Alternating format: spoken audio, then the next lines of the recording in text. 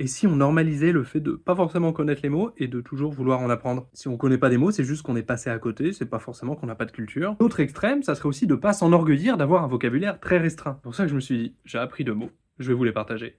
Le premier, c'est étiage, et non, c'est pas étage prononcé par un russe. Étiage. Si je pense qu'il dirait étage. Mais bon bref, je digresse, c'est le niveau le plus bas d'une rivière. Et quand est-ce qu'on a le niveau le plus bas?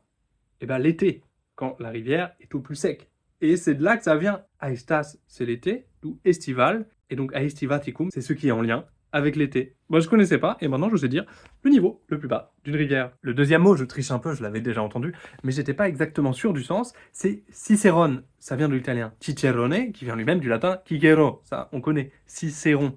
Mais un cicerone, c'était un guide, souvent italien, pendant le Grand Tour, c'est-à-dire quand les aristocrates d'Europe, à partir du XVIe siècle, ont commencé à visiter l'Italie, et surtout les lieux antiques, et ben c'était le type qui leur faisait la visite. Un peu comme Cicéron qui déclamait des discours, il leur faisait un bon discours bien carré sur les lieux antiques. Donc le E à la fin, c'est pas parce que le mot est féminin, hein. C'est un Cicérone quand il s'agit d'un type, et c'est simplement c'est Cicerone avec le E italien, qui ici vient d'ailleurs de la troisième déclinaison du latin. Et donc, bah, ma question c'est, quel mot vous avez appris récemment? Ou abonnement, tu connais?